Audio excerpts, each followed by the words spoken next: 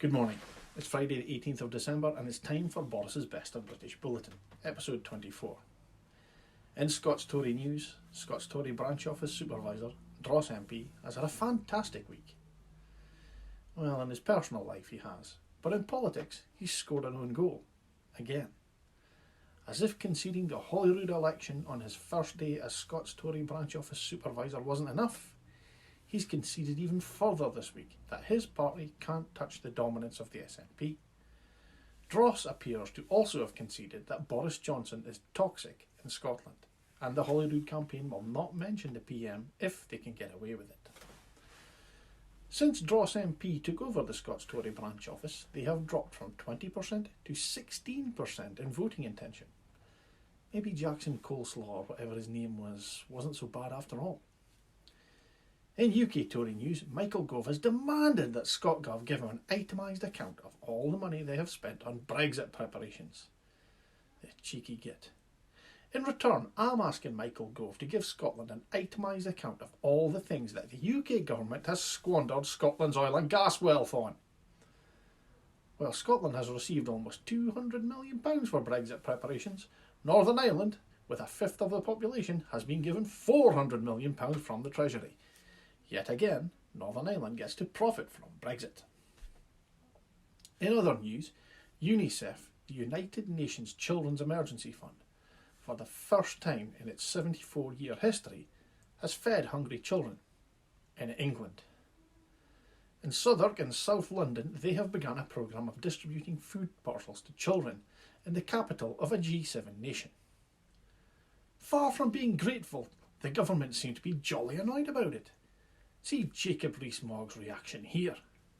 I think it's a real scandal that UNICEF should be playing politics in this way, when it is meant to be looking after people in the poorest, the most deprived countries in the world, where people are starving, where there are famines and where there are civil wars, and they make cheap political points of this kind, giving, I think, £25,000 to one council. It is a political stunt of the lowest order. He went on to say, UNICEF should be ashamed of itself. Yes, he's not ashamed that UNICEF are here helping out. He's annoyed it makes his government look bad. If Jacob Rees-Mogg is annoyed by that, he's going to hate this. Sir Roger Gale MP tweeted the following. If Mr Johnson fails to reach an acceptable trade agreement with the EU, the Prime Minister will also have failed the people of the United Kingdom. As a lifelong member of the Conservative Party, I believe that Mr Johnson's position as Prime Minister would be untenable. As an honourable man, he would have to make way for somebody more able to pick up the pieces, to reunite the whole country, and to show the leadership that Great Britain and Northern Ireland deserves. Sir Roger is the MP for North Tannet in Kent, which is Brexit Central. He's a former Vice Chair of the Conservative Party and highly respected. Well, at least in Conservative circles. But Sir Roger overlooks one thing. Boris Johnson is not an honourable man. He's a showman. He's a charlatan. He's the kind of guy who will trade in his wife for a younger model while she's recovering from cancer. Or as the drill sergeant said in Full Metal Jacket, he's the kind of guy who'd fuck you in the ass and not have the goddamn decency to give you a reach around.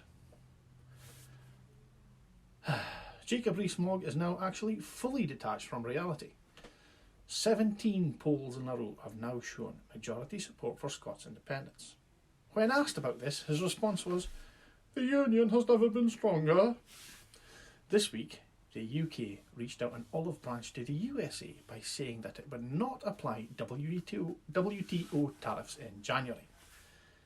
The US Trade Department kindly thanked the UK, then pointed out that since the UK didn't file with the WTO to apply tariffs to the USA, then the UK had no right to apply those tariffs anyway.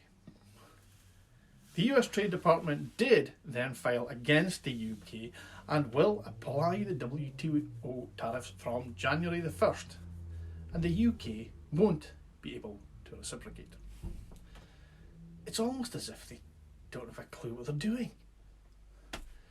In more trade news, food meant for British supermarkets is becoming trapped in Europe as shipping lines refuse to release goods for transport back to the UK.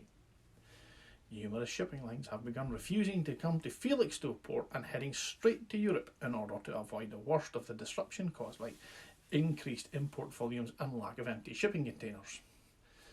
Supermarkets are also facing similar difficulties, with some reporting increased shipping costs of 25% week on week. They are urging the government to act. British Retail Consortium Director of Food and Sustainability Andrew Opie has written to the Transport Secretary Grant Shapps to urge him to take all action possible to clear the logjam. My recent political heroes, led by donkeys, illustrated this bellendary with the following video.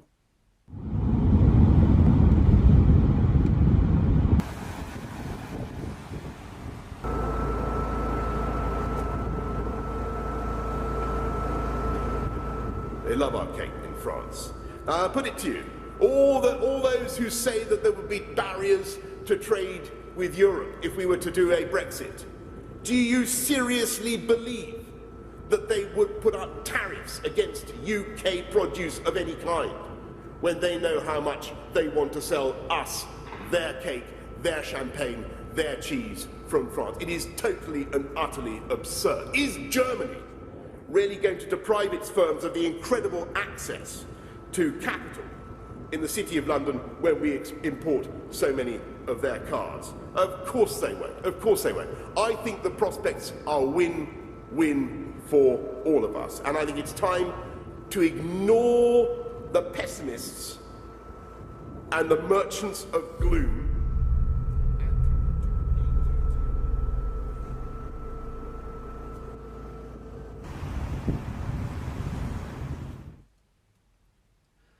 With food businesses now reporting their goods have become stuck in Dutch ports, maybe Rees Mogg had better apologise to UNICEF. We may need their help in January. Now folks, sadly this will be the final scheduled video of this year. I'll still be keeping a close eye on Boris, Dross MP, Jacob and Baroness Davidson and the rest of the chumocracy. If anything mega happens, I may post again. Otherwise, the next video will be on the 4th of January when DaviePHD's Indy vlog returns with Mythbusters. If we haven't all starved to death due to food shortages, that is. In the meantime, folks, thanks to the 600 plus of you who have liked and followed the vlog so far. I hope you and yours have a great Christmas and New Year, and you're back on 2021, ready to continue the push for independence. All the best. DaviePHD.